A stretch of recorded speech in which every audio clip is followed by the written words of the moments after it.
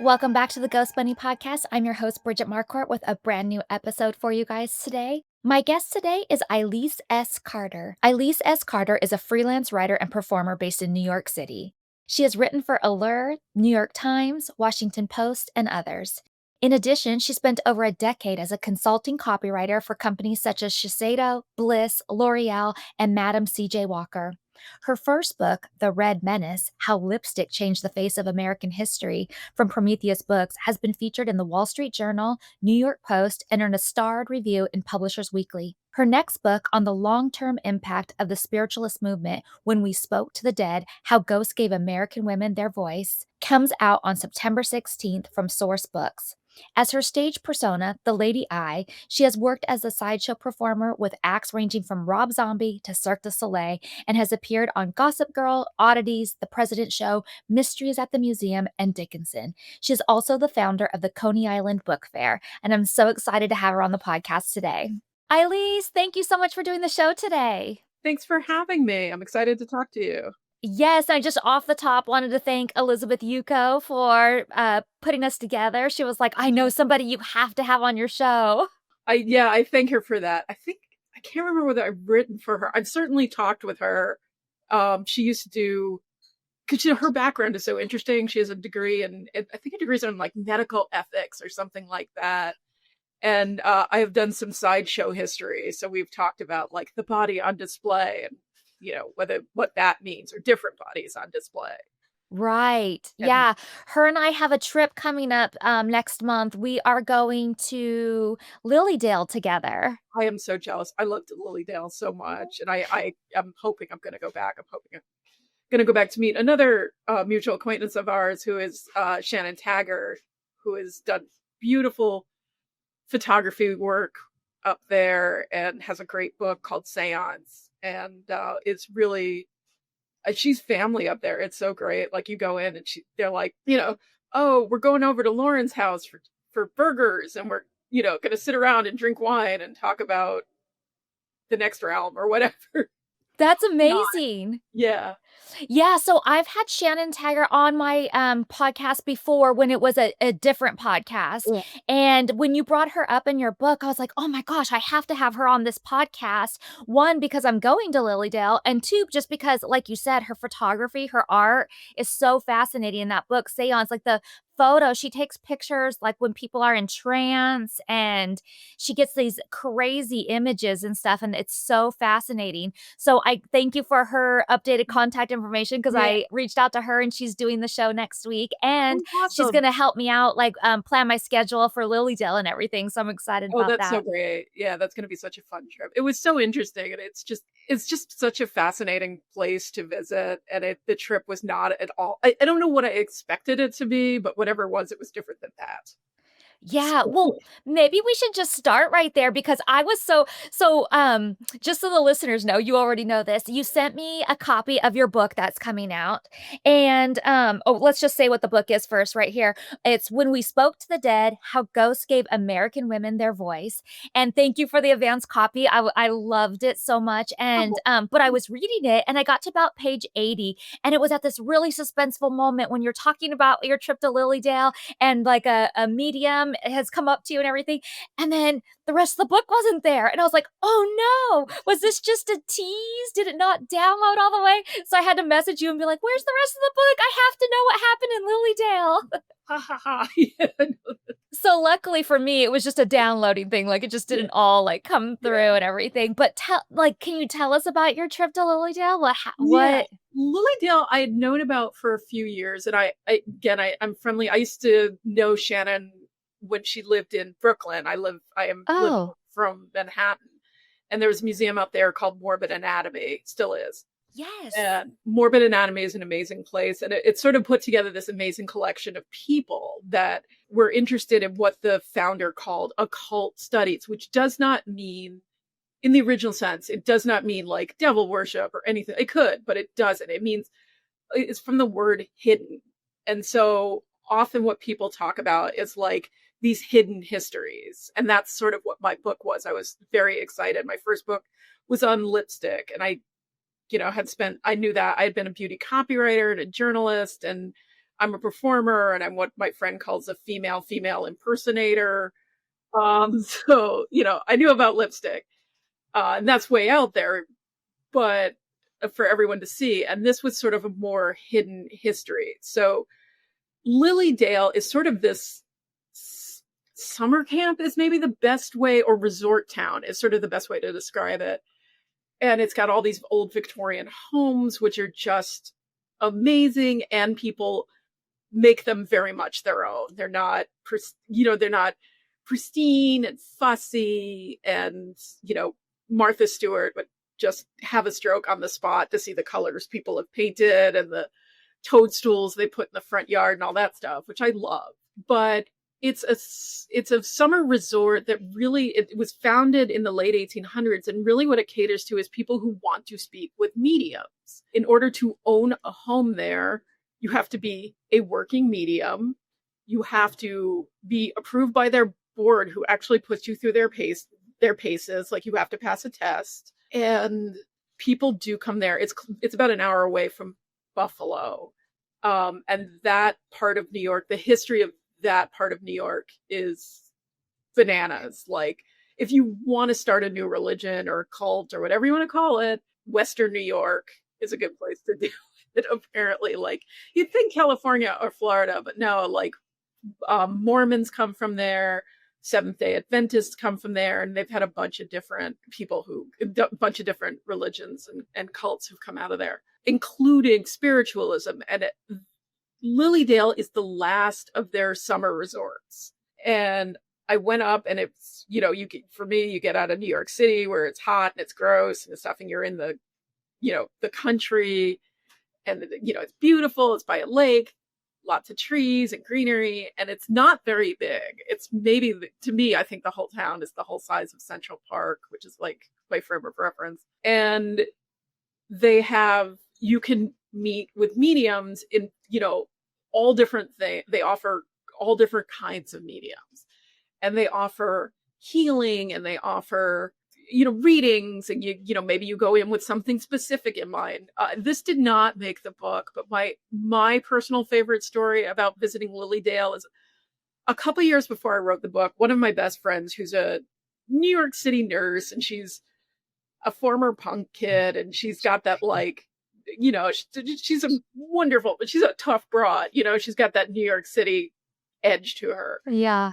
And tattooed, badass lady. And she was meeting with a medium, and the medium was in trance, and she's like, I need a moment because your spirit guides are making fun of my outfit, and I can't go on. And I'm like, okay, that would make me a believer, because I believe if Emma had spirit guides, they would be as, like, as snarky and sharp and funny as she is. So I love that story. It didn't make it into the book exactly, but so I went up to Lily Dale, and it's a beautiful place. It's a fascinating place. It is sort of lesser known there, but they had a crowd.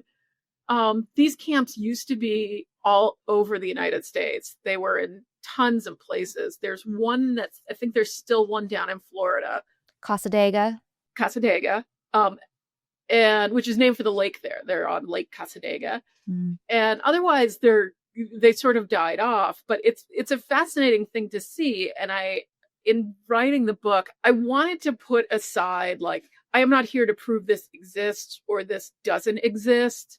I spent a lot of time sweeping aside my own skepticism and just letting other people have their experience of it, and, like, coming to it with my historian hat on, just being like, okay, well, whether this exists or it doesn't, the movement exists, and the movement had this just absolutely profoundly cratering impact on America. So for me, it was just an amazing trip. And the other thing is, like, as a writer, like, some of my favorite writers were, people who would get into weird rooms and, like, how do I get on the inside of this, rooms that I wouldn't normally have access to. And so it was just sort of like being invited in, and Shannon was very good about helping me meet board members and, referring me to different mediums to talk to. And because understandably, there can be very closed off to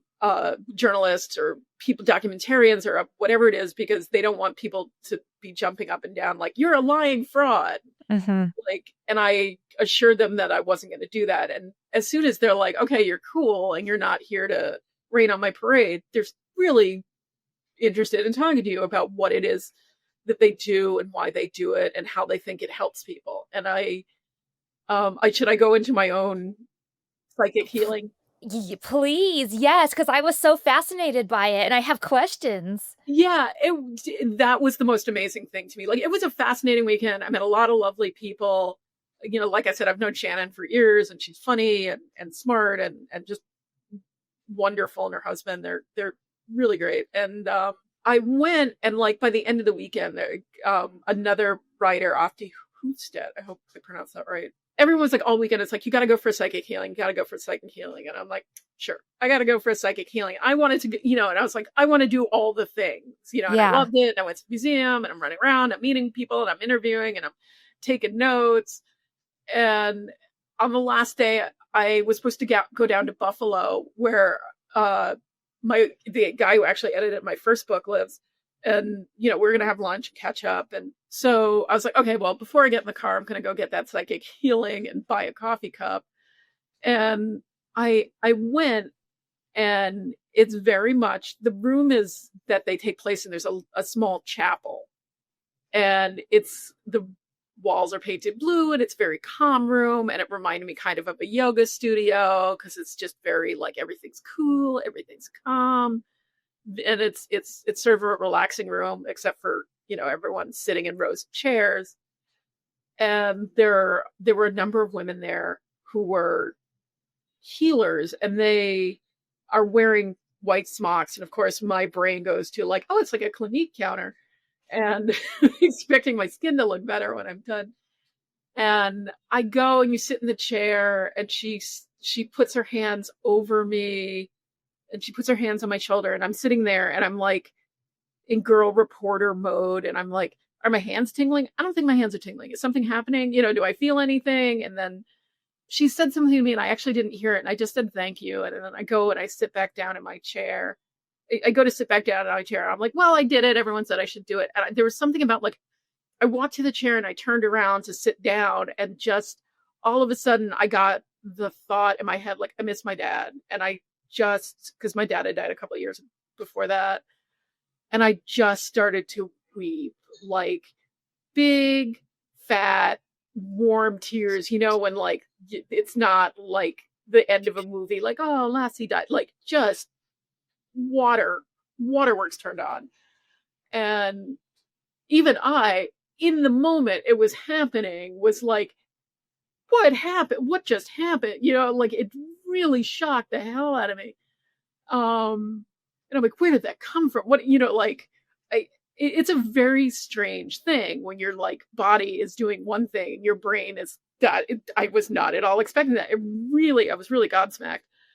And I sat down and I cried for a few minutes, and then I was like, I feel better. And I did. I felt lightened. And sometimes crying just does that for us. And it was such an interesting experience, and I was running it by everyone, and I read it by my therapist, and I was like, well, I'm sure it's some kind of suggestion. And she's like, you know what? It doesn't matter. Like, my therapist was like, it doesn't matter what it was or what caused it or what nervous reaction caused it or whatever. It was what it was. And it, if it unburdened you, then that's all you need to know about it. And you felt better. And I really did. And it really gave me a huge empathy for people who seek out mediumship. Like, I don't know that I have my own skepticism about it, but I also, especially like knowing what these women were going through in the Victorian era, what it was like to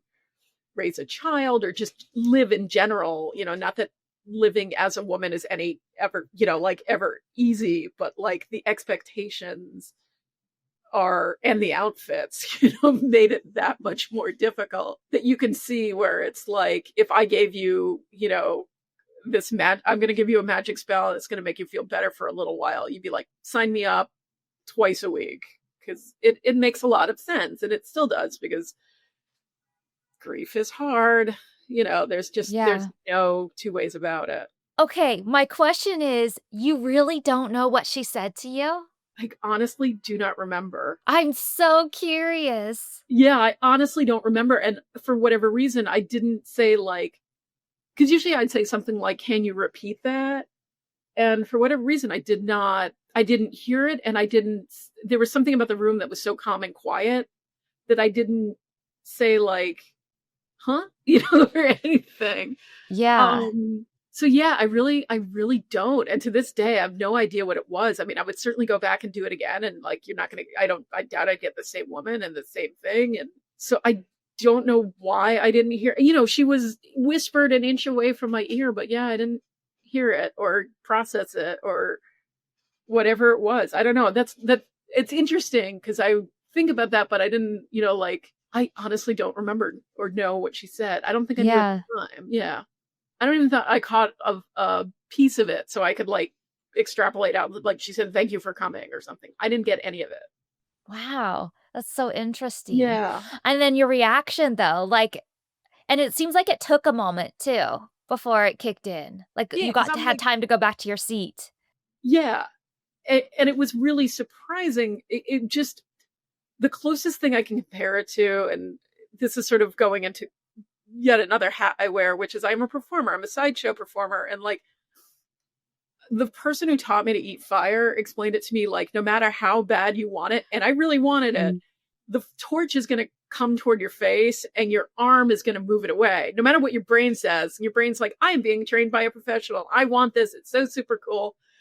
And your arm is just like, nope.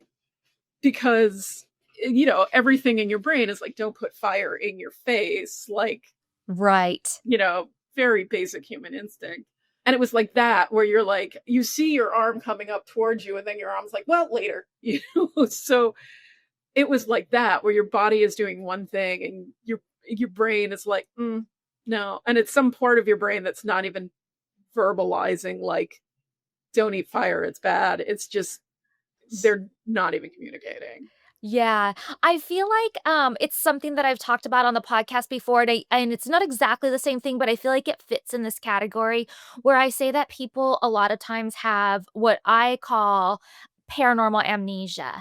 Like something happens and it's so crazy that something paranormal happens to you Yeah. and it's so crazy that you just saw that or experienced that, but then later on you just kind of forget about it, and it's really a crazy, like one of the craziest things that's ever happened to you, but you sort of just forget about it. And I feel like, and it happens to so many people, and I think it's because our brain cannot process it. Our brain is sitting there telling us that couldn't have just happened, so we're just going to pretend it didn't. I think you raise an excellent point, because I think like our brain does that to us a lot. Like, I think sometimes you get into something that's so like shocking to you that your brain is like, everything's normal, everything's fine. Like, I will give you another weird example. I worked in the World Trade Center, and like the next day, like on 9/12, I woke up and I was like, oh, I forgot to wash my coffee cup out on Monday night. And so I would think about that, not because I couldn't think of the totality of how big a thing the destruction was. I could think about this tiny thing. It did not matter in the least, but it was like, this is what my brain can handle at this moment. And I think that's there is a lot to that. Like, if there's something you can't reconcile and you're just like, okay, what happened there? Your brain's probably like, moving on. Yeah, it's really fascinating. Oh my gosh, you guys, our favorite season is approaching. Fall is almost here, and I can feel the crispness in the air. I'm already like pulling out my cozy sweaters.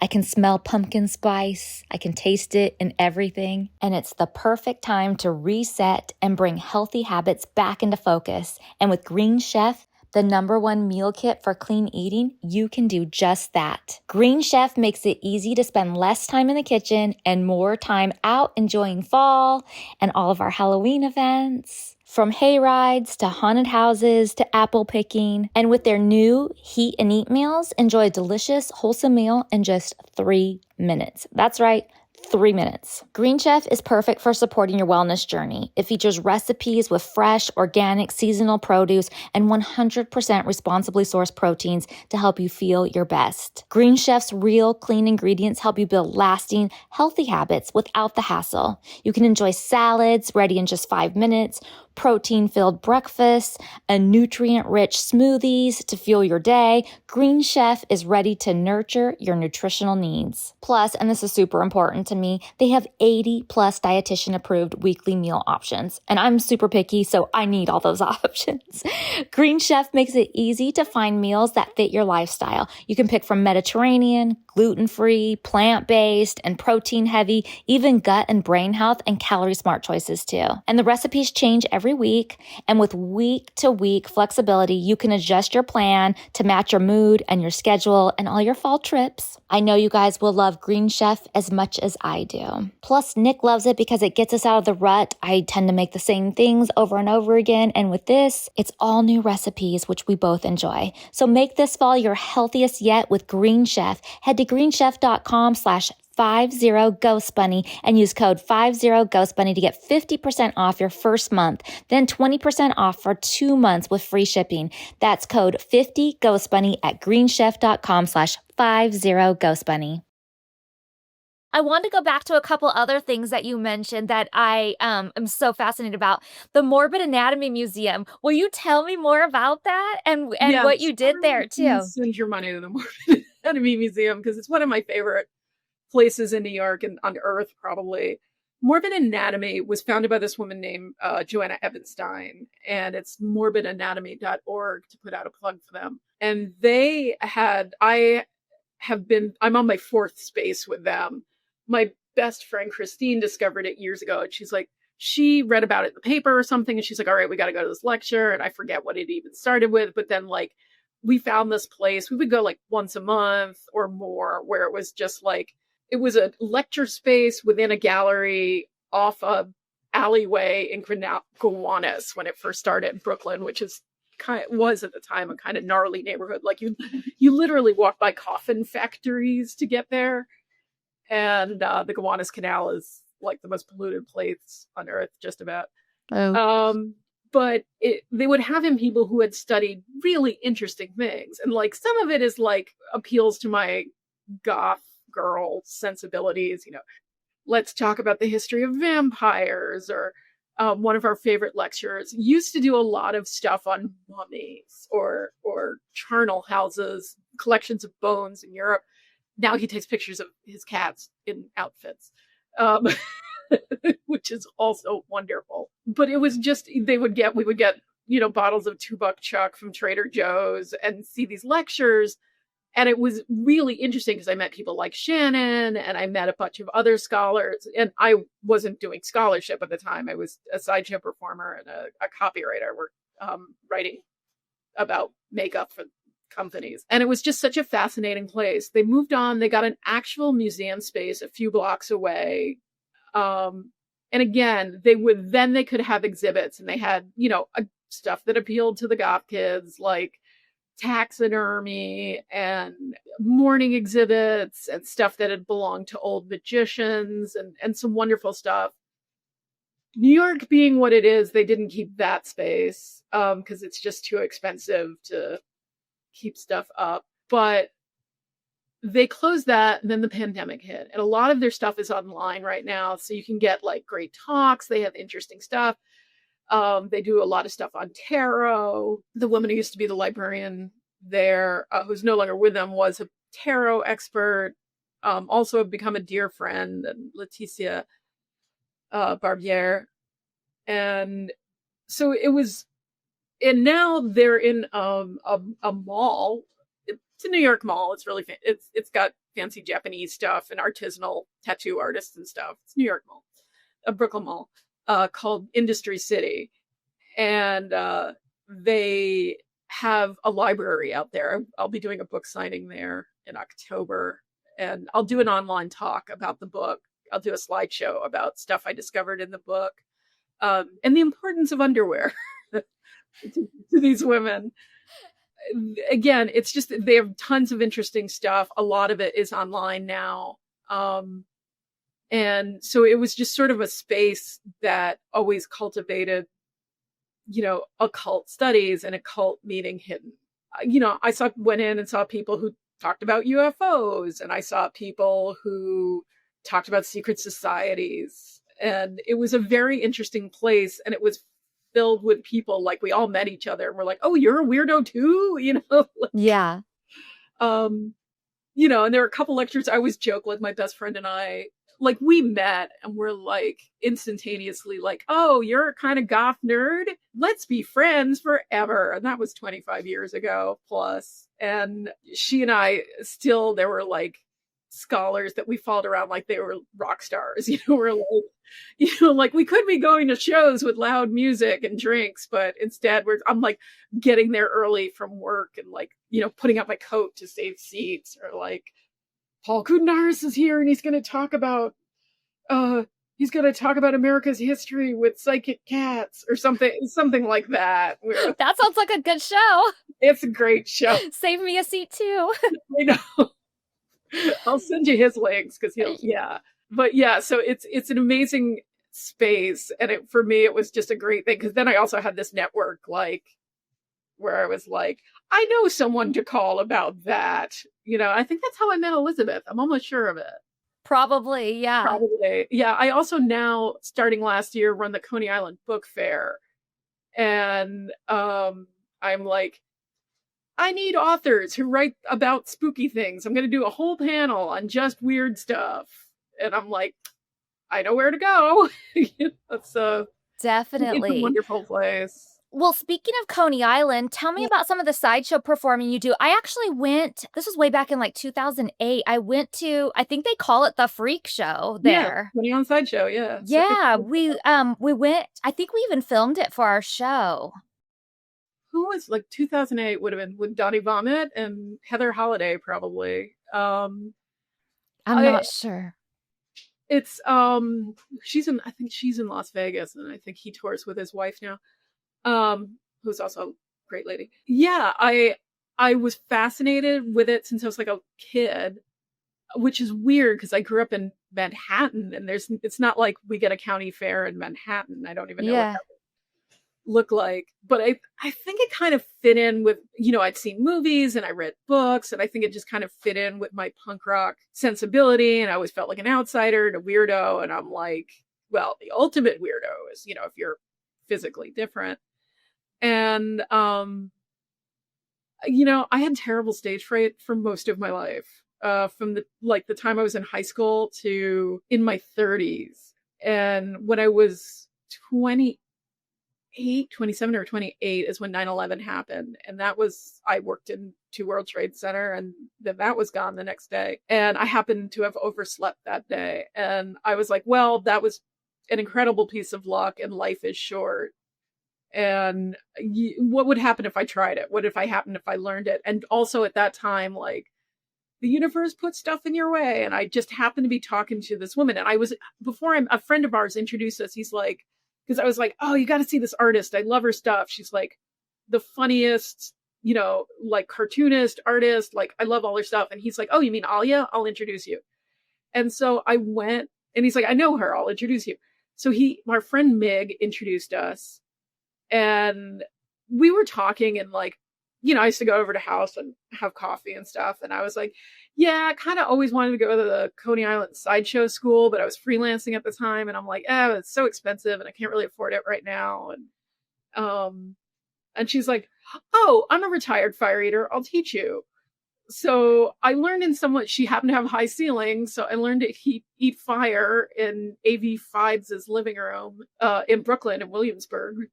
And I was like, all right, I'm going to try it. And I'm going to try it. I'm going to get on stage. And like, I spent a couple years getting good at it, or, doing every show I could. Where did I work them? I worked at either Avon or Macy's. And so I would show up the next day exhausted. I went out, I worked with a lot of burlesque shows in New York. And New York burlesque shows are not Tito Von Teese. They are not Vegas. They are very gritty, and they're in back rooms and bars, and there's a puddle on the floor, some random mystery dive bar. puddle at the time. I think it's a little better, but not always. And I am getting invited to do a show here and there in Coney Island, and I was a host. I was an MC at we used to have a drag bar here in New York called Lucky Chang's, and I shared a dressing room with Laverne Cox. It was so long ago. Wow. It was and gorgeous. And I learned to do it. And I was just like, well, in for a penny, in for a pound. And I had learned some of the basic skills like fire eating and doing human blockhead, which is hammering nails into your nose. But in my case, I use a fork and a spoon because it's ladylike, and I'm a lady. Like, that's the whole joke. And so I did all that. I had like getting my basics under me and getting my like stage persona and like how I dressed and how I talked and how I handle myself and who the Lady I character is. And then I was like, all right, I'm going to go learn to swallow swords. And so I went down to Gibsonton, Florida, which is the Carney Sideshow winter quarters for a lot of people. And I met with Woodhull, the king of the sideshows, and I met with his partner, God rest Woodhull. He was truly a great CM Christ. And CM Chris said who was a sword swallower for many decades, and said, well, how tall are you? And I'm like, I am 5'4". And he's like, you're too short, you'll kill yourself. But he like also didn't care. So he's like, so he taught me anyway. So I learned to do that. And it's kind of been an amazing thing because, yeah, I still kept the day job because I didn't go on tour. I'm not, I was older when I started, and I wasn't like a bikini model. Like, if you're young and adorable, like you can work every night of the week, you can do private parties. I was sort of not a conventional beauty. And so it's a little less like and I'm a talkie performer, obviously. So I'm a little harder of a sell as an ambient performer, although I do that too once in a while. Like I've done bar mitzvahs and store openings and all sorts of other really random one-off events. One of the funniest of which is like somebody called me up and it was just before Halloween week, which is a really busy week. And he's like, would you go perform at a dinner party? I'm like, I'm so tired. I'm so busy. And he's like, money. And I was like, oh, okay. So I went and I did my makeup like in a coffee shop across the street from my day job. And I went and I'm like, I am going up to some random stranger's hotel and I just assume everything's going to be fine. And this is a very fancy hotel. I just assume I'll not be murdered. Yeah. But I have swords. So maybe, I'm like weighing it out in the lobby. I'm like, I'll be fine. This is fine. We're fine. And I went in, and when I say dinner party, you think there are people around the table. It was just Usher and his girlfriend. That's it. And I perform for him, and he's one of the cutest human beings I've ever seen. I was like, oh my God, I want to squeeze your dimples. Like he was lovely. And I really, like, not to be a jerk, but I really didn't know his music. I knew he was famous, but I like really didn't know anything about him. And I just showed up, and they're just like, I'm like, hey, you're famous, right? He didn't say anything. And the contortionist I was working with, there's like, no, he's got a bunch of really big hits. And I was like, oh, okay, cool.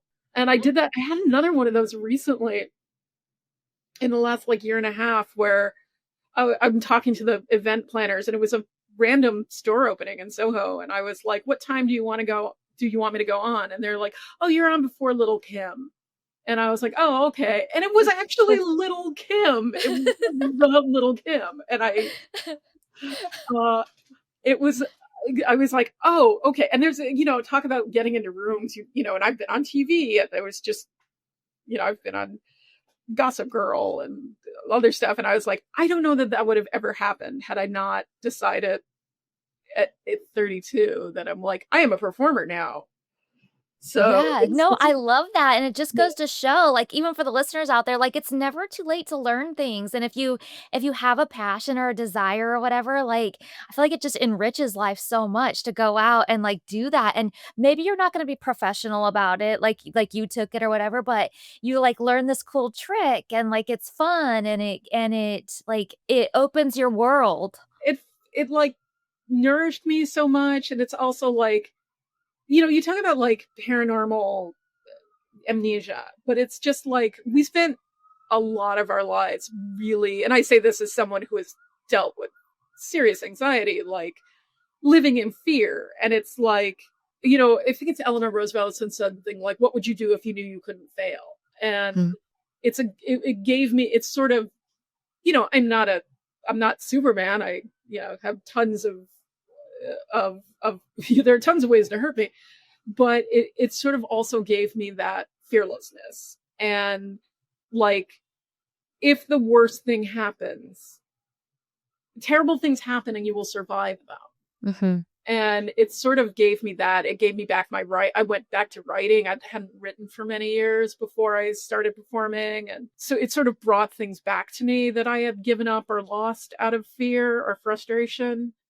So it doesn't have to be anything so dramatic. And I've used it to teach. I've used it to teach in corporations. Like I've gone into IBM and the Gap and taught about using your creativity and overcoming your fear with it. And, and other performers. And I'm like, well, what would you do if if you weren't afraid of looking like a fool? Yeah. And it's like, it's incredibly freeing. Right. So dude, don't, and all of this with the caveat, like, don't try this at home, kids. Like, go to Coney Island Circus Sideshow school. Don't do what I did. Yeah. Do not try that at home, literally, in the most serious way. But it doesn't have to be if you're just like, yeah, I'd like to start drawing again, or whatever. I'd like to start writing. Like, do it. Just do it. I know that the reason that really caught my attention too is because I used to do trapeze, and I was training with some of the Cirque girls, like the Stebbins sisters from Cirque du Soleil, and I was doing like bungee trapeze and things like that, and I love it so much. So the whole sideshow or joining the circus or running away with the circus, all that stuff appeals to me. It's so funny too, because I used to be with an all-woman circus here in New York, which is called Lady Circus, and which no longer exists, but everybody had to take aerial training. And it's funny what you're afraid of, because I'm like, I don't like heights. I'm not climbing to the top of this. I couldn't if I wanted to. Like, I used to have nightmares about trying to climb the silks. And I just remembered like turning to one of the trainers one day and I'd be like, is it possible for me to be a florialist? Because this is like not for me. I have no upper body strength. And I can't juggle, for example, and I was kid, like, if I could sing or dance, I wouldn't do this dumb stuff. But yeah, I mean, it's so great to, to watch other people do it. Yeah. So, yeah. Did you say bravo on you if you can, if you'll go up climb up the teeny, like wiggly ladder. I know, right? I'm also afraid of heights, but I like to do stuff that pushes that boundary for me. Like I've gone skydiving and rappelling and trapeze for a while and stuff. So I like to kind of push that and try and force myself to get over that. And it's so liberating when you do.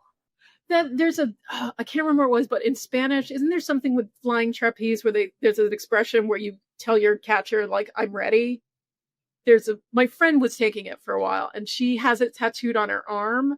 Oh. She just thought it was such a great lesson, because she was like, whatever life brings me, like you yell at the catcher, when you're about to leap, I'm ready. And I wonder if it's just like listo, because that's listo means I'm ready.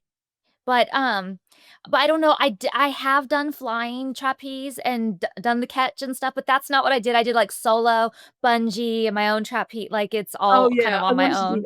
That one in my truck. Yeah. It's up really high. You still got to get up there. Yeah, for sure. And did you do something with Rob Zombie? I did. I am in. It's a little thing, but it's like I was the coolest girl on on Horror Girl Lane for a hot minute among my friends. I am in. There's a special with Tom Papa in New York. He did a comedy special that's directed. I think it's Tom Papa Live from New York or something like that. And Rob Zombie directed it. And I was in that. I'm at the top of this. There's like the sequence where he's walking up from the dressing room into onto the stage, and I'm swallowing a sword at the top of the stairs. And I was like, I was directed by Rob Zombie. I can always say that. Yeah. I always thought it would be fun to do an aerial routine to Living Dead Girl. That's a good one. Yeah, I think half the time I forget what it was, but I just heard a song. When I started to take it, I had a million songs picked out, and I'm like, I am never going to get good enough at Lyra or, Silks to do it. But I was like, there are a bunch of songs. And yeah, it's fun because it's also like your little way to be a rock star when you're not a rock star. Like, I can't sing or play guitar or anything, but, Yeah. I have. Yeah. You were on Mysteries of the Museum. What episode were you on? Because I love that show. I was on a couple of them. I was on one where it's a Bible and this guy is possessed and like it's raining in his cell in jail. I was on one where somebody wanted to scare his workers into going back to work like in the Renaissance. So he found a bunch of bones and he's like, that's a dragon. And if you don't get back to work, like the other dragons will come and kill you or something. I don't know. It was not good labor relations. What was the other one? I did another one. I can't remember. God, I cannot remember. I think there was a third one that I did. I love doing them. And I always used to take pictures like in the little talking head setups. And I'm like, Don Wildman is keeping me prisoner in this room. Did you meet him? I never got to meet him. Oh, I was going to say, because I feel like he wouldn't do the interviews. He hosts, but he doesn't do the interviews. No, he doesn't. But he answered me on Twitter when I used to be on that. Like, he's like, sorry, ma'am, top secret, can't tell anyone where my location is. So, which I thought was cool. I like him, though. Yeah, I do too. Okay, so let's get back into the book. Yeah. So basically, I mean, it is really the kind of history and the evolution of spiritualism and the spiritualist movement. I don't want to give too much of your book away, so I want to kind of let you take the lead on how much we could talk about and go from here. But we've talked about on the podcast before how the Fox sisters and how their history and kind of getting this movement started, or at least no, I think that's true, because you made a point where I was like, oh, I have to talk to her when we were first emailing back and forth, because it was another one of like, oh, we're sisters now, which is my pet theory. You talk about how like ghost hunting or mediumship or however you want to frame that was a largely very female thing, and that got sort of taken away from women. Like traditionally, like a lot of female spiritual leaders, a lot of women are thought to be more in touch with the other side. Mm-hmm. And I have to agree with that. And you are not only right, just in the sense of like, we're less of a we're not at all a matriarchal society, and that we entrust women's intuition, but also just historically in the last 150 years, it's fascinating to me. The more I read about it, the more I researched that the spiritualist movement, actually, to bring it up to the present day, I don't know if you watch The Gilded Age. No. Which I really love, and I'm friendly with one of the women on it. Not great friends, but I know her, and she's wonderful, Ashley Atkinson, who's Mrs. Fish. And I was like, come on, spill stuff. And she's like, no, I can't. But they had a spiritualist subplot this year. And I was like, they're going to treat this. I knew it was coming, and not to give spoilers, but they treated it as quackery and exploitive. Mm. And also that Cynthia Nixon's character is kind of like, what? There are people who talk to the dead. I can't believe it. I never learned that, being a fancy lady. And all of that is, I'm that nerd. Like, well, actually, all of that is wrong. Yeah. Because it was a huge mainstream movement. It is a movement that's attached to getting the vote for women, abolition of slavery, later the temperance movement. Some of the most famous women in America in those days were spiritualists. The first woman in the world, or same woman, to run for president and to have her own brokerage on Wall Street was Victoria Woodhull. And she was not only in the papers, she had a paper. She had her with her sister, Tennessee Claflin. She had Woodhull and Claflin Weekly. And it was a big friggin' deal. And yeah, there were a lot of people who were skeptical, but there were also tons of people who took it seriously. There were scientists involved, and not, ding dong, like, off the beaten path wellness influencers, actual scientists, like the guy whose his own invention led to the invention of the X-ray. Mm-hmm. It was just sort of everywhere in the public conversation, and it was an important, legitimate movement, whether you believe in mediumship or not. It doesn't matter. And it really was one of the first feminist movements in the US, and I think that is so important. And I think that's why it's either dismissed as, these women are dismissed as cranks or frauds or exploitive, whereas it really wasn't like that. That of course existed, but the conversation was just so much bigger than that. And what I discovered researching it, which I guess is just something like, the more, I started thinking about it with my first book, and more with my second book, with this book. Someone went around Comic-Con a number of years ago, and the question was just, where are the women? And they just meant like, here are panel after panel after panel, and it's just all dudes. And so there are so many voices that are left out of the conversation. And so I started thinking, like, yeah, where are the women? Like, publicly, where are the women? And I wrote an article, and it didn't turn out the way I like it. So but it was about, think about it for a second. Like, if you go out in public, you're like, there's going to be a bathroom there and I can use it. And it's just, and I am wearing an outfit where I can use a bathroom. You're not wearing a corset and pantaloons and crinolines and a hat and gloves, and wherever you are, wherever you're wearing, there's going to be a ladies' room or a bathroom of some sort. And that is very important if you are ever going to leave your home for any period of time. And it means that you are welcome and expected to be there. And there are still buildings in New York that they have been retrofitted to have women's rooms, because they're so old that there were no ladies' rooms, because there were no ladies who went out and had lunch. And it's not until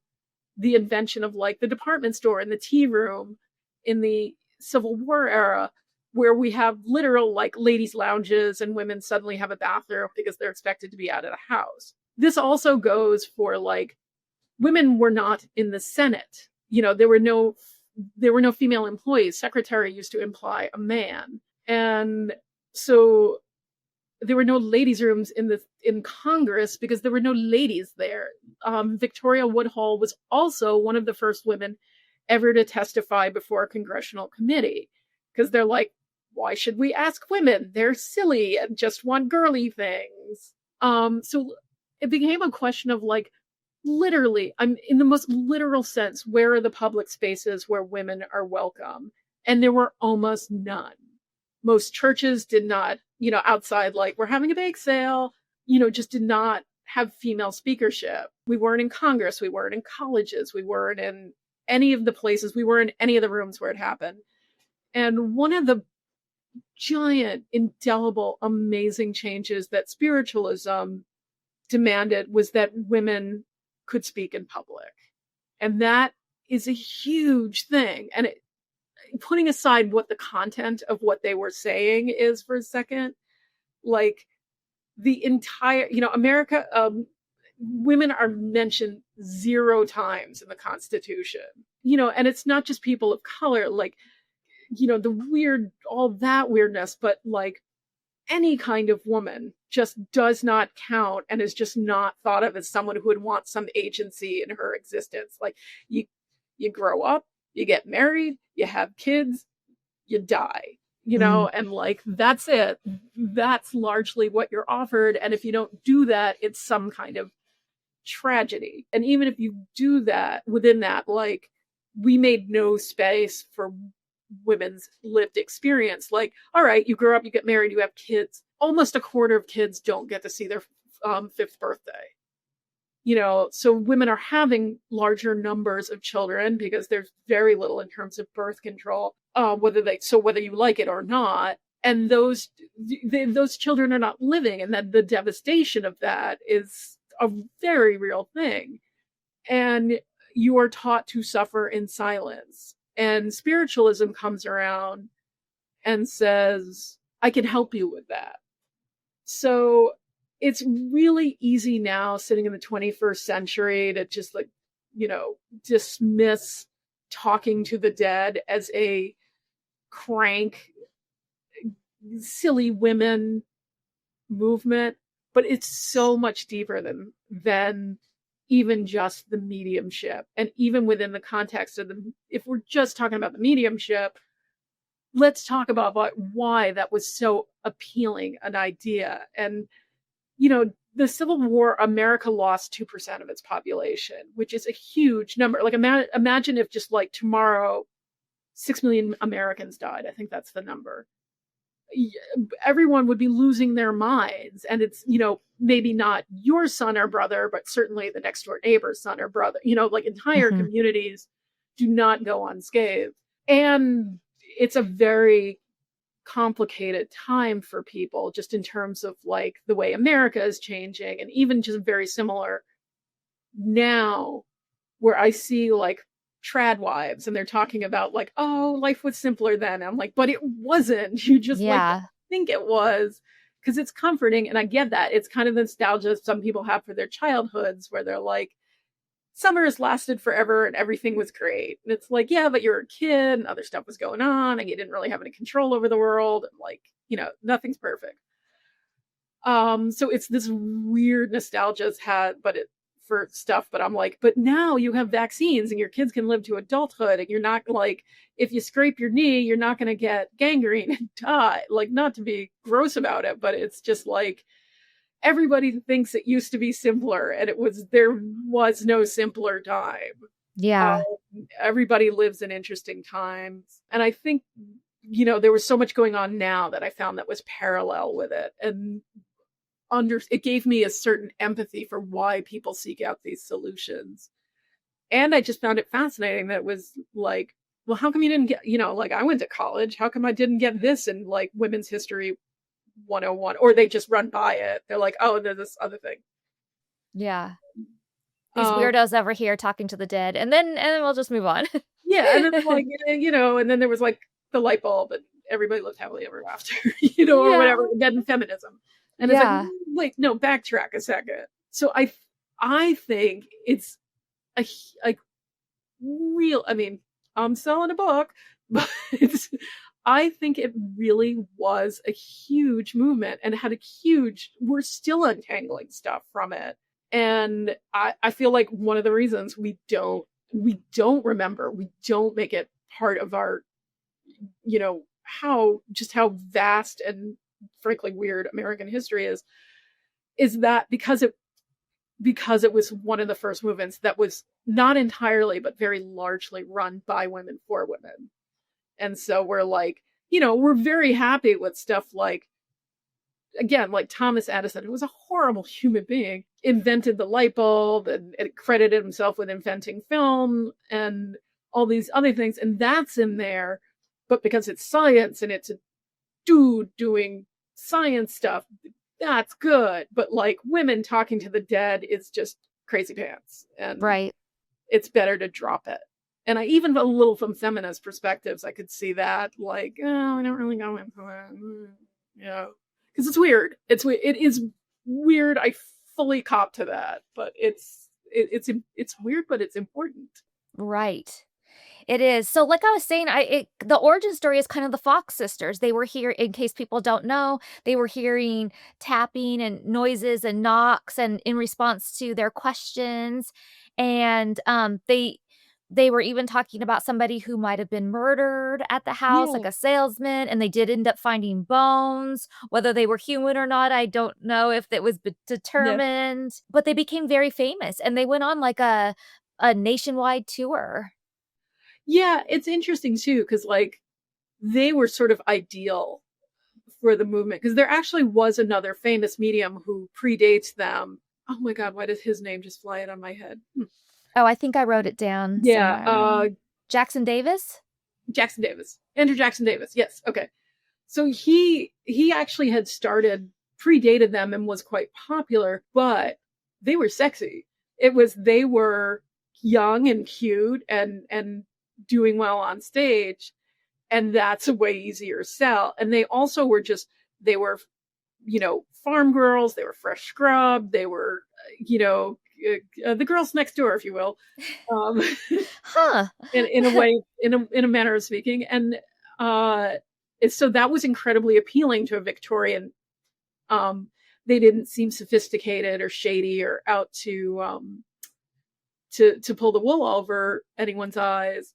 So they're I think they were met both with more interest, but also more pushback. Because there were times when mobs would wait for them as they got off the train.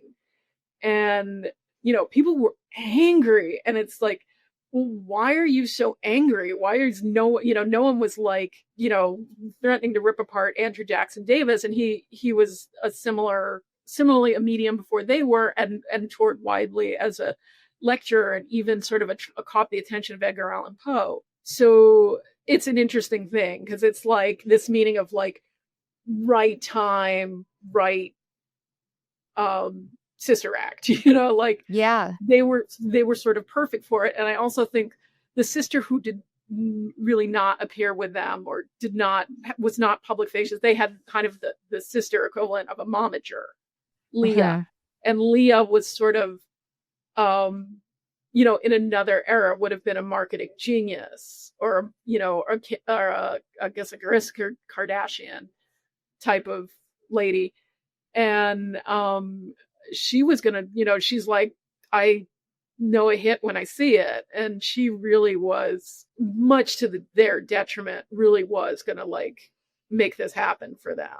So I think they're even an interesting case in fame and popularity, and which was sort of a newish concept in America, because we were just getting papers into everyone's hands, and enough people to read were able to read them. And yeah, they're interesting. Again, it is, to me, almost immaterial whether you believe that they had the gift or not, because there comes a time in their later life where one of them had fallen on hard times and was willing to say, look, it's all a fraud. We could crack our toes. And that's where it came from. And people are like, some people were like, no, we don't believe you. And it didn't matter anymore, because they had inspired something that was so much bigger than themselves, that there was no putting that genie back in the bottle. Right. But even though she came out and said that, didn't she do that also? It's speculated for money. She told that story for money because she was so strapped. But it could go. An argument could be made either way. That she said that, then she recanted that. She had a very tough life. She said she was married to a man. She fell in love, and his family thought she wasn't good enough. He died young. He was an explorer. He died young from complications he got from traveling to the Arctic, which had really screwed up his body, and he had fevers, and he was sick, and she was sort of left in the lurch by the whole thing, and really never found her footing again. And I think sort of turned to drinking to numb the pain and the whatever disappointment life had brought her. So yeah, it's an interesting story, because again, some people still believe that they are, they have that gift, that they were able to communicate with the dead. Some do not, or they didn't, and then they learned it, or they did, whatever it is. It's so much bigger than the one family. And for Katie, certainly it was terrible, or Maggie, they got trampled by it.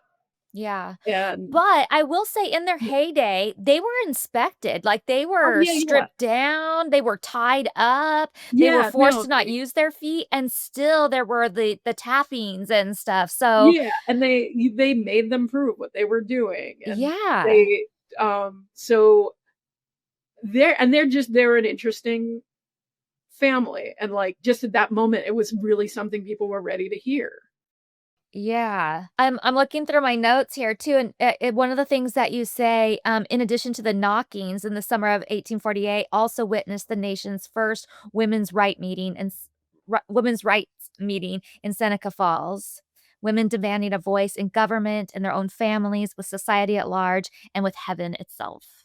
Yeah, that's interesting because like people to this day, like a lot of people know who Susan B. Anthony is, and Elizabeth Cady Stanton, and Lucretia Mott, and a bunch of famous first wave of feminism in U.S. really comes out of that meeting, right down the road, pretty much from the Rochester wrappings in the burned over district, and they wrote something that was really equivalent to the Declaration of Independence, but it was for women, and it was declaring our rights and our worth.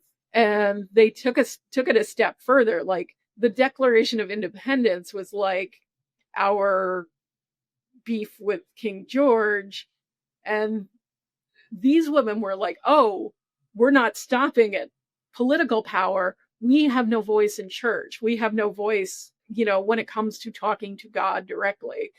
And we've got something to say about that, which I thought was really interesting because they're like, oh, we're not stopping it. Like president is small stuff. We are not stopping there. Like we want the Yeah. vote, we want property, all of these things. But they weren't stopping at the worldly things, which is kind of amazing when you think about it.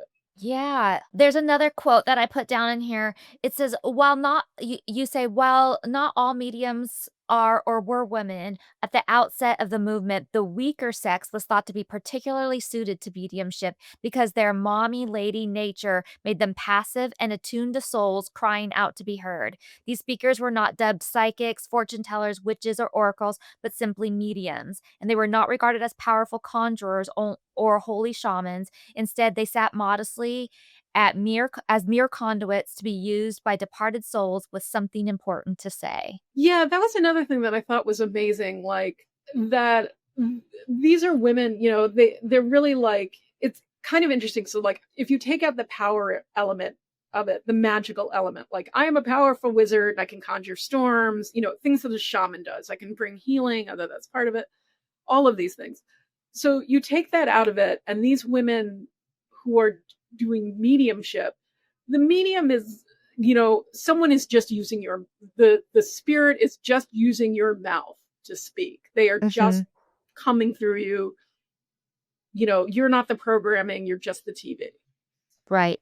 Is a way of looking at it. And I think that's interesting. And you read stories where it sort of freed women up to say things like they'd never said before, and to swear and to have an opinion on politics, and then you can back off it. Probably one of the reasons was we people would listen to these women who might not in another context. Is these women could be like, well, it's not me saying, I'm not saying free the slaves. This famous Greek philosopher is just coming through me, and he says this is no bueno. But it's not me. It's not me like Martha, the regular lady. It's Demosthenes or Aristophanes or whatever. It's this powerful spirit is coming through the other side. He wants me to tell you that we should give women the vote. Not me. I mean, I'm just a girl. I don't have any thoughts on that. And Yeah. so it was a sort of easier pill to swallow. And then they could stand on a stage and make a really great point, and instead of being like, you got upstaged by a girl, it was suddenly they're like, well, if the ghost of Ulysses S. Grant says so, that's good enough for me. So it made the message easier to hear. And Yeah. I have done a little training of other women to MC, and one of the things is I tell them, and this is not mediumship, this is just like standing in front of a burlesque show, is I was like, never get on the mic and apologize. If you have that mic, it's because you deserve to be there and you're in charge of the room. And I always want you to come at it like you mean it, and like you deserve to be there, and not like back off and be like, I'm sorry, I'm a horrible, ugly nerd. And like, don't do that. And I Yeah. think these women were giving themselves that power to even if they are channeling a message and that's your belief, still that was not something they had before. And I think that's an interesting, it's so amazing. It must have been so freeing for some of them to get up in front of a room full of people and be like, whether the spirits told them or it was just in their own heads, just be like, you know what? I deserve to own property. I deserve to pick a husband because I love him and not because my parents traded me for some goats. Like, and then for audience to be like, the man has a point. It's coming through a girl, but, dude has a point. Yeah. So then I wanted to talk about some of the other people who also made a splash in this. Colburn Maynard. Oh, Nettie Colburn Maynard. Yeah, she went to the White House. Right. And there's an example of someone who was like, it's not me saying it. It was right before Lincoln passed the Emancipation Proclamation. And in her memoir and her telling of it, they had just lost their young son, Willie, the year before. And Mary Todd Lincoln was, really devastated by this. And she had buried children. She knew what that was. And she said, among the other people she had channeled was to Lincoln himself to say, Willie thinks you should pass the Emancipation Proclamation and free the slaves.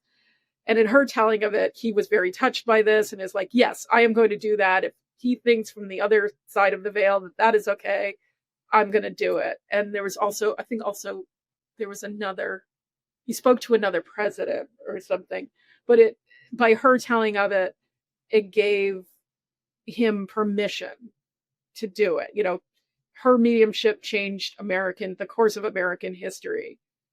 And so it's kind of amazing. And also, like, I was thinking about that a lot when I went to see O'Mary, and I'm like, well, none of this stuff shows up, and it's almost even weirder than that show. But again, it was, you don't want to take the counsel of your wife because she's a wife mommy, and what do they know? But if a woman says it to you through a man, a woman channeling a man says it to you, that's fine. And also, it's really hard to know what his actual level of participation and interest was because all the stories are told by other people. And there was a lot of, any president who is caught listening to his wife is always a little suspect. Whether it's on astrology, Nancy Reagan's astrology or Michelle Obama saying eat a vegetable. These are controversial things. It's always suspect because you are, like, what kind of man what kind of crazy person listens to their wife? Yes. But it's interesting, she was definitely interested in it, and understandably so, because she had buried her sons. What his actual level of participation is and interest in it is hard to say. My personal guess is that he was probably skeptical just because he was a very logical person, but I could be wrong. He was also a person who was very grief-stricken. And if, he may have had an interest because, it is not easier for fathers to lose sons any more than it is for mothers. Mm-hmm. So, it's the question remains. You brought up Victoria Woodhull earlier, and I do not know a lot about her, and I'm fascinated by her story and what I learned from you. Like you said, she was the first woman to run for president, and she had her own paper. She just seems so ahead of her time. She is the mixedest of bags because she was the first woman to run for president. And there are books for children about, and I was like, you're like any Victorian person or, a lot of people, like, you're cutting out some sections that are really like, kids don't need to know about. But yeah, namely eugenics, which is like the study of racism, or racial superiority, really. Putting that aside for a second, she was fascinating. And I love her in some ways. Like, I think she's fascinating. To me, one of the interesting things about her and just women in the world and listening to women in general was the sub-story I found about her that I have to say, went running to one of the women is a mentor to me, both as a writer and performer, is this performer. She used to go by Jo Boob. Her name is Jo Weldon. And she wrote Fierce, A History of Leopard Print, and literally the Burlesque Handbook.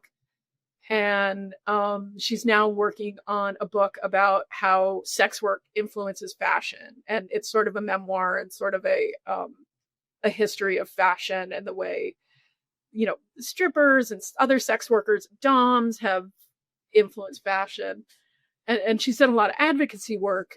And I just think she's like one of the smartest, funniest women I know, and has long been a mentor to me. And I ran into her at the library, and I couldn't wait to tell her the story. And one of the things I think is so fascinating is that Victoria Woodhull, in addition to being very political and being a medium, was the first woman to ever have, with her sister, Tennessee, which is such a great name. I know. Tenny, they had the first Wall Street brokerage owned by women.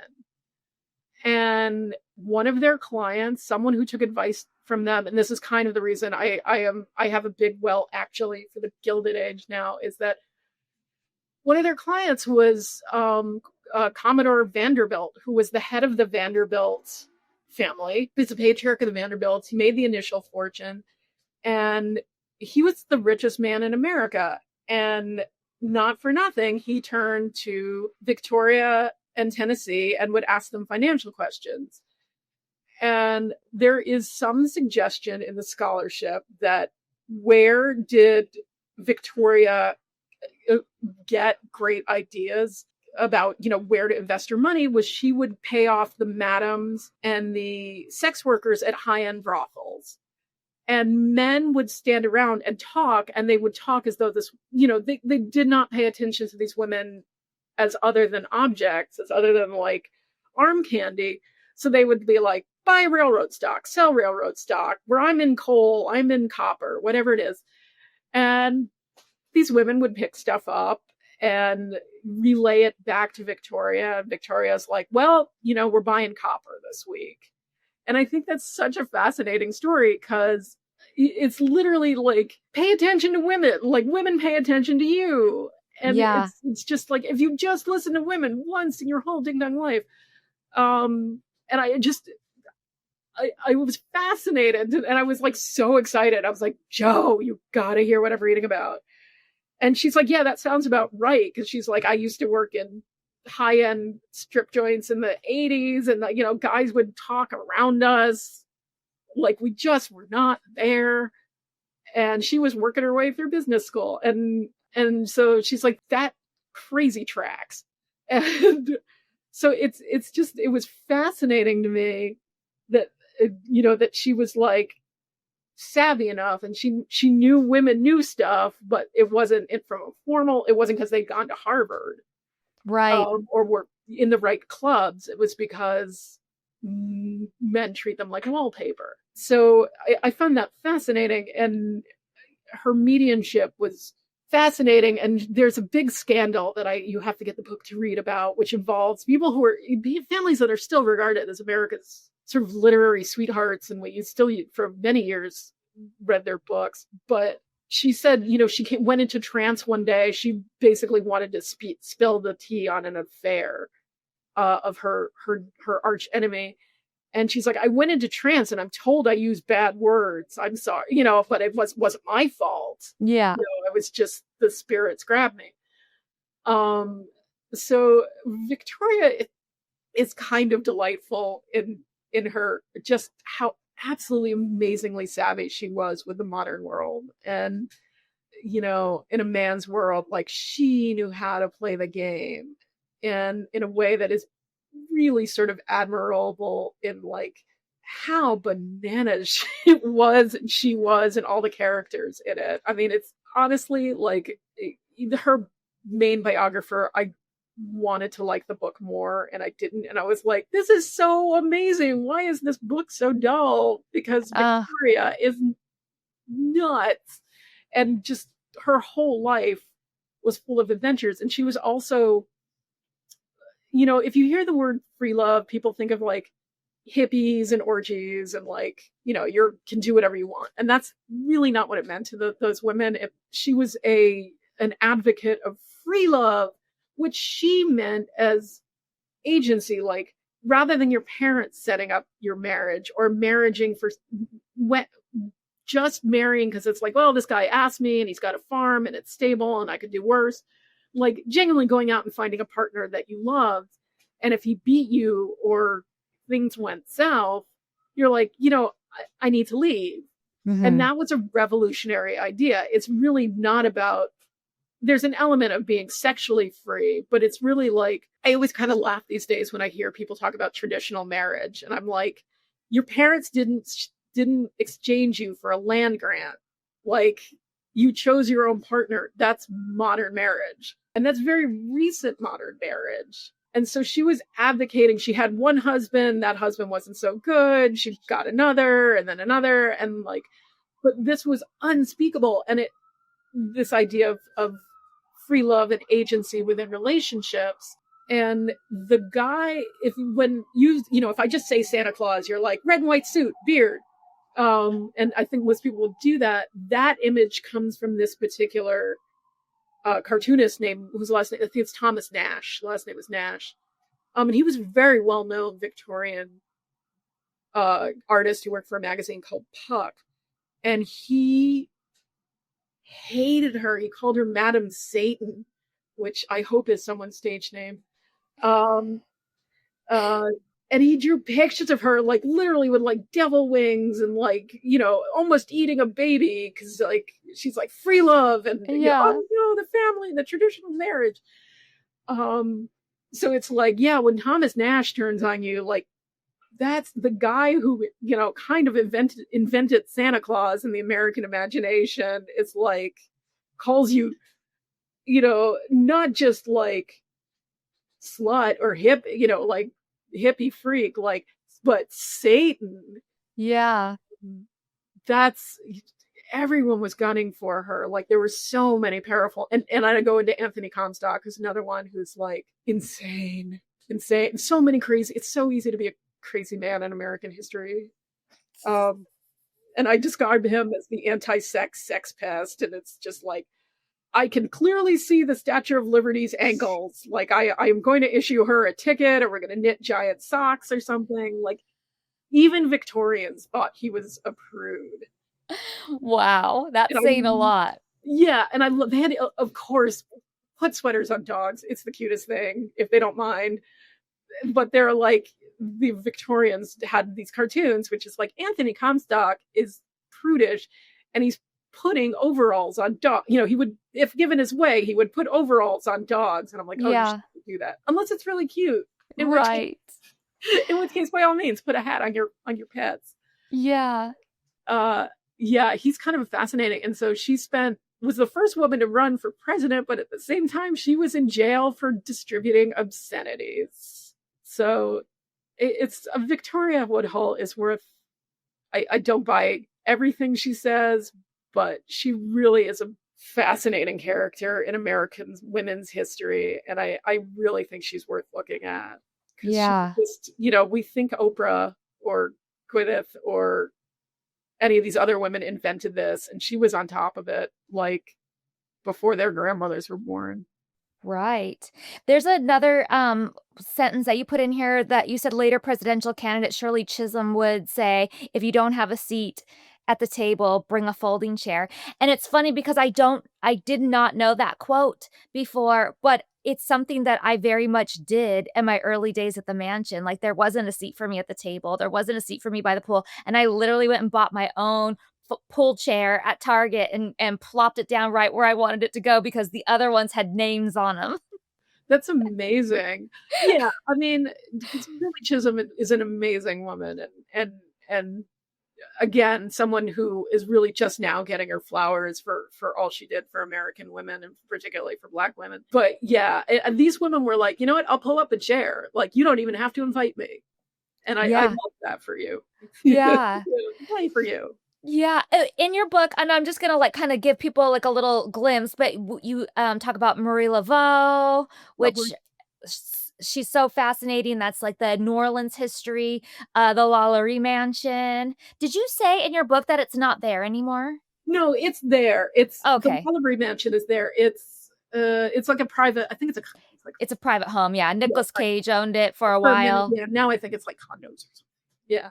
I think it's still a private home, and Yeah. they don't like the ghost hunting or the ghost tours that go by, whoever Yeah. owns it. And you were talking about the Lord Baltimore Hotel. Yeah, I'm actually going back there to do in November to perform and do a ghost tour with them. Yeah, the Lord Baltimore Hotel is allegedly like crazy haunted. They have a magic theater in there. They have a little theater. You know, it's funny to me because it doesn't, you know, and I walked in, I was like, it doesn't look, I mean, it looks old timey, but it doesn't look haunted. You know, I've been in hotels like the Boulderado. Like if you told me that was haunted, I would totally buy that. Boulder, Colorado. And, you know, some places I've stayed up in Massachusetts. I'm like, this is gotta be, this is weird. But they do a wonderful ghost tour. And, yeah, the thing that impressed me was they found like a whole speakeasy, like a whole room that had been boarded up when they were doing renovations. And the tour guide was telling me that in their studies, they had learned that renovation like will stir up spirits. Mm-hmm. And at the same time, my mom happened to be having renovation on her house. And I didn't even mention it, but I forget what, but the contractor's head carpenter was saying that he didn't like to be there at night because he's like, he's like, yeah, he hears, you know, noises and voices and stuff. And I was like, oh, that's probably my dad because it was his house. And my father's favorite thing in the world was tools. And you brought tools into his house and he probably is like, ooh, a bandsaw. I never got to own a bandsaw. That's amazing. You know, or like, that's a nice new drill. What kind of drill is that? Mm-hmm. So to me, I was like, yeah, if my dad would haunt a place, it would be because, you know, he was a Mr. Fix-It kind of guy. He was, you know, he's an orthopedist and he's like, no, it's like carpentry. I love it. And he felt the same, you know, he loved tools, whether he's using them on people or like putting stuff back together. Yeah. So. You mentioned that you do a ritual when you stay at what you think might be a haunted hotel. Oh, yeah. And I was like, okay, she says she's a skeptic and doesn't believe, but nobody does a ritual if they really don't believe. It's true. I fully cop to being very inconsistent in my skepticism. I own that. You got me. But yeah, like when I go to brush my teeth at night, I'm like, this is your house. I get it. This is your home, not mine. But I need sleep. And to be honest, I do the same thing I don't like snakes. And if I have to work with a snake charmer, I always go over and pet the snake and just am like, see, I'm a cool human. Don't bite me or squeeze me. And if there's some kind of snake network, I don't want to get a bad reputation. You know, it's like an Uber rating.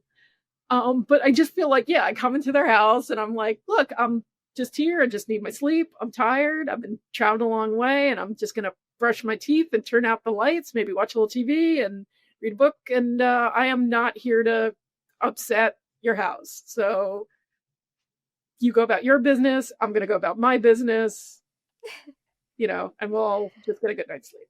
Yeah. Let's talk about the more modern ghost hunting shows, like how things have evolved from the spiritualism to what we have now, which I like how you put it. You said it's like party hazing of the afterlife. Yeah, you know, it's funny because this is my best friend was watching them because she is convinced that her house is haunted, and she bought a Victorian house a little upstate from here, and you know, she sort of grew up in it more than I did, like ghosts and sort of paranormal being a more acceptable thing than it was in my household. But having said that, I'm like, yeah, it's so doodly. It's just always because I do the opposite. I come in, I brush my teeth, and I'm like, all right, everybody, we're gonna get along, and let's just, you know, I'm like, I'm hosting a slumber party, and that, you know, in their house that I happen to be invited to. But can you imagine I'm always like, this is your eternal resting place. This is where you are going to spend eternity or whatever, however long it is. And some guy just shows up in your place one day and is like, hey, come out, you know, like, you know, do something. And it just kind of seems really jerky to me. It just kind of seems like a sort of dick. You're bringing just schmuck energy into the room. And I could be wrong. I don't know that there's a right way to do these things, but I always just get the general feeling like, they're always just running through the dark and someone's going to trip and fall down the staircase and like bust their head open. So I have that worry. But also, there's no more like, they get people who are, sometimes they bring in people who are like scared to death, or it's them just running around being like, hey, ghost, come out, come on. What up, bro? Do you even haunt? And like, I'm like, why? Why are you such an aggressive jerk? Yeah, so it totally removes that like sensitive female presentation of mediumship. And I don't know that that's on purpose, but I also don't like it. Yeah. Because it just seems it's just dude energy. I don't know how to describe it. It just seems very fratty and Right. very insensitive too. Because sometimes they go into like jails and stuff, and it's like, somebody died a horrible death, and if their spirit is trapped in this realm or like repeating that their misery, why are you not more sympathetic to that? Right. Yeah. There's so much stuff here. I'm looking at my thing. I'm like, we didn't talk about Leonora Piper. We didn't talk about Marjorie. These are like big names for female. And you talk about them in your book. Do you think, I'll just ask you a few questions. Yeah. Do you think Leonora Piper was the real deal?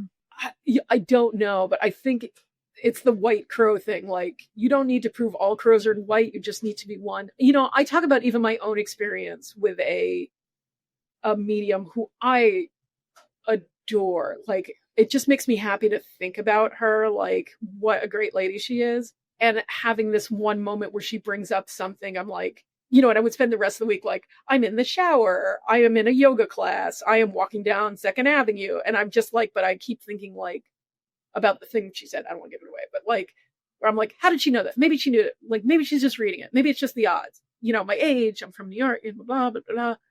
And whatever. It's just blowing me away. And it is entirely possible that people have things that are unexplainable. And I feel like we sort of need to leave room for that.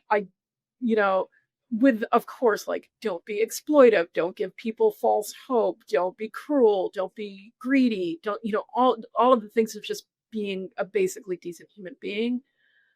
But I don't know, there's stuff you can't explain, and that doesn't mean it's all, like, it doesn't make you smarter to just shit on everything, like, just to be skeptical is not smarter, or just to be cynical is actually a better word for it. I was in an interview. When I was a journalist, many years ago, I was interviewing a really famous Vegas magician. And he is what I call a very devout atheist. And he was talking, and he was sort of going along the lines of, people who believe in God are stupid. And I was like, well, or people practice religion are stupid. And I was like, but it's just not that simple, because I was sitting there and I was like, well, my cousin was Jewish, I'm Jewish. My cousin was Jewish. My cousin has a Nobel Prize in chemistry. Do you have a Nobel Prize in chemistry? Like, are you smarter than Marshall? I don't think so. And it's not that one thing that makes you smart or stupid. It's a giant collection of factors. And so while I have a lot of skepticism, I also want to leave some room to be wrong, and for there to be people who have gifts, whatever those gifts are, whether they're really good at reading us or they really are communicating with something else. I am not the one to be able to tell you. So it's entirely possible that she was intuitive in a way that has not yet been quantified. Uh-huh. So the answer is, I don't know. Yeah. And it's possible. Sure. I mean, I can't say that she is, and I can't say that she isn't. And I think that sometimes, it's which is a lot of words to say. Sometimes it's very hard to say, I don't know. Yeah. Do you know about the cross-country correspondence in the mediumship world? Mm-hmm. Like there was this thing that they were doing. I know about it, and I just am not very good at explaining it or having like all the details memorized, but like it was back during this time in the late 1800s, and they had mediums who were corresponding, but the correspondence that were coming through in a different language that they couldn't possibly have known, and using words and things that they couldn't have known, and they were writing in other languages, and then there would be a medium, like, say, over so say this one was in the US, and there would be another one over in, like, the UK who would be, like, getting responses from somebody from the other side that would be answering those, questions in that, and they were, like, combining this information, and these people could not have known each other, especially back in those days. Yeah. You couldn't have, like, been giving each other hints or anything, and it's just so fascinating, and so, to me, that's, like, one of the closest things that we have to evidence here, because I just don't understand how that could have happened. I don't know. I'm not familiar with that case, but yeah, I mean, it was even the woman at the I spoke with at the society that studies this stuff. She had interesting experiences with shaman in like the deepest rainforests of Brazil, who was like, "Oh, you're having shoulder problems," or something like that, and she's like, "I don't know," or "You just had blood work," or something. It was something like that wasn't patently obvious, like you're limping, or so yeah, every once in a while something comes up and you're like, I don't know how that worked, and that doesn't mean it didn't happen. Yeah. So all of these things are I was talking to my mother the other day about it. Had to do with the fact that I'm just going to be in New Jersey in October when they're celebrating cryptid weekend, like Bigfoot, the Jersey Devil, and stuff.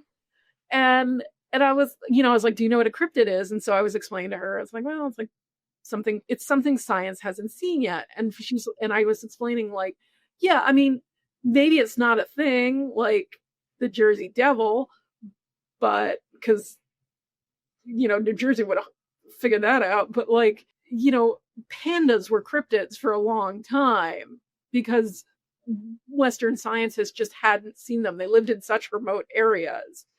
And then people are like, "Oh yeah, that's a panda. It's a real, and they're delightful and they're adorable."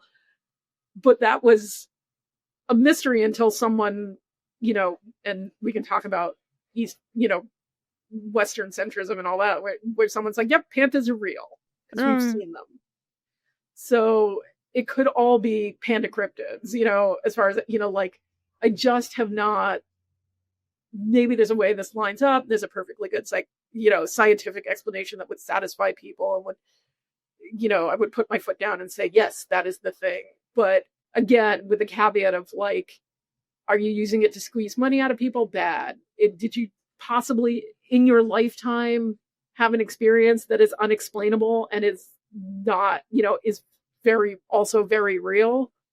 That happens too. Yeah. You know? Yeah. So in the book, you also talk about hair work, which I was going to take the hair work class. I think it's through the Morbid Anatomy Museum, Yeah, it actually. might be. I think it's with Karen Bachman. I wanted to do that, and I was like, I told everybody, sign up and do this with me, and then I wasn't able to do it. I think it comes around once in a while. Yeah, I'm gonna do it. Yeah, because I just wonder if you have to have like your own collection of hair ahead of time. No, like these days you can get extensions. So oh well, I know all about that. Yeah, you can, if you got an extension you're not using. I just chucked a bunch of old hair pieces because I moved hair colors. But yeah, you can use it. Doesn't have to be real hair. It can be if you want, but it doesn't have to be real hair.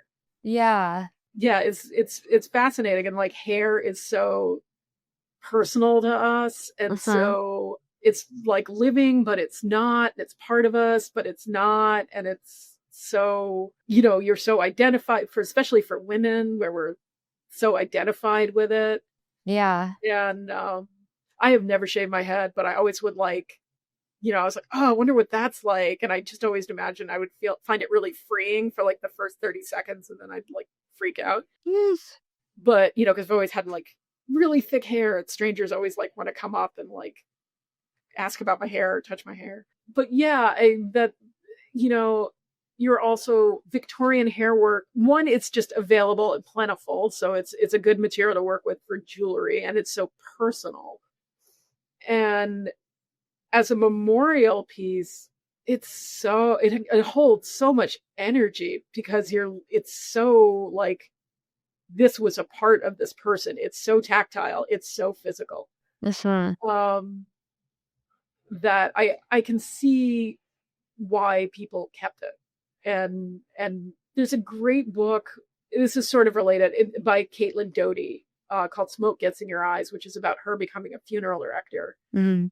And she talks about like the parents who lose a young child to cancer, and they want to keep locks of the child's hair, and it's tasked to her as the funeral director to take the hair off, and she deals with death every day, but there's something about this that is like just devastating to her.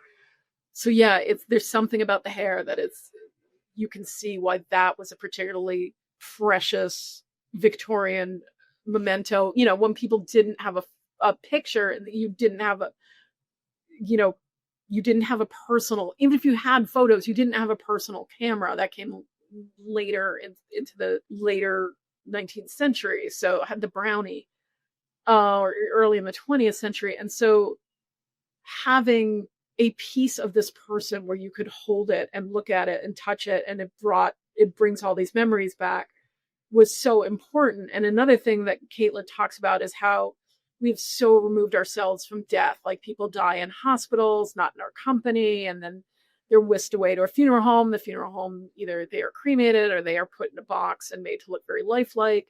That we are just so many steps removed from the realities of death.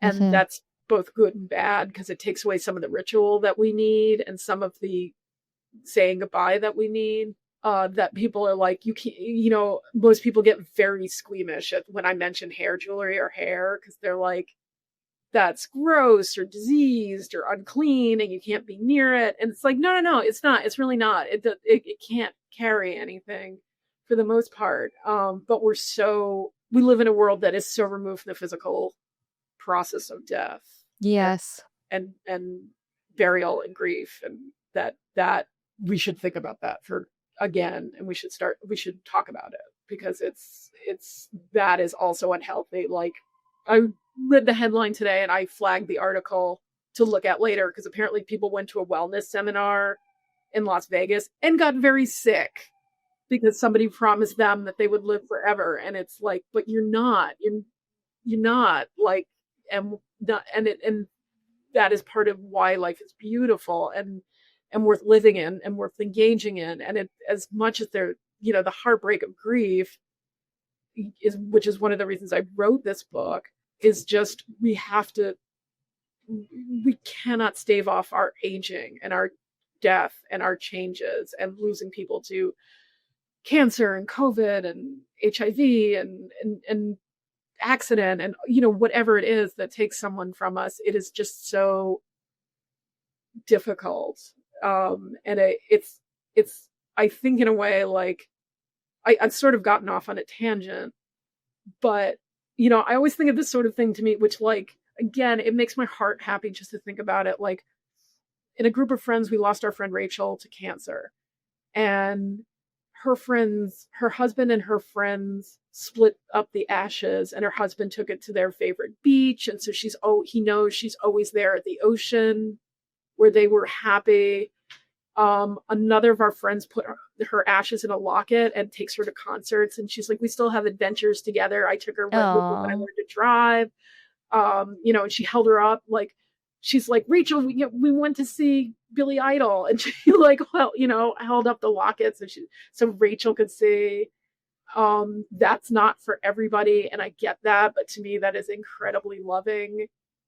And it's you know, you you would want your friends to go on being happy and having adventures and having fun, and your loved ones, and for them to be, if not physically taking a part of you, like as with hair jewelry or the ashes or anything, learning to carry that grief in a way that they can still experience joy. So, Definitely. I know, when you were talking about Caitlin's book and what she was talking about, my brother is also, a mortician and funeral director, and yeah. he also does body removal and all those things, but he has a service that he offers for families who've lost children or babies, he molds the hand. Oh, And wow. so you can still like hold their hand later. Yeah, Queen Victoria did that with Albert. She would go to bed with it.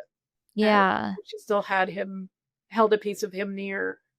And I really think that's people should start talking about. Like, there is something called Death Salon, and the Order of the Good Death, and it's these movements that are really involved in like us actually sort of confronting, especially now when we're really just obsessed with youth and like health and wellness and all of that, and but thinking ahead of time, like how what are your final wishes, and Mm-hmm. how you can best care, uh, do what you can for those you leave behind. And I think those conversations are very difficult to have. My parents were together for almost 70 years before my father passed. And I was like, you need some more closet space. My dad's been gone for 5 years now. And it's like, you could move his suits out. And, my suits were important to my father. He was, he had nothing growing up, not nothing growing up, but he was, he grew up to be a doctor, and he was very proud of that. Raised by a single mother in the Bronx, was a New York City high school teacher, and, not from a wealthy family by any means. And, getting up and dressing every day meant everything to him. And so just taking his suits out of the closet has been very difficult. She's like, they still smell like him. So like letting go of the physical Yeah. of what we leave behind is so difficult for all of us. And one of the things I found fascinating in learning, in talking to in the modern day spiritualist movement and ghost hunting and the paranormal and all of this stuff, and in its history, is that it just very much gave people a place to handle grief. And grief is, I have not good words for it, because it's you have to learn to live with it, and it does Mm-hmm. not end. It just changes shape, Mm-hmm. and it'll change shape again the next day. So I think a lot of these things are conversations that we're just not having, and we really should. And they're not Definitely. easy, and they're not simple. And, whatever the belief system is, I'm okay with that.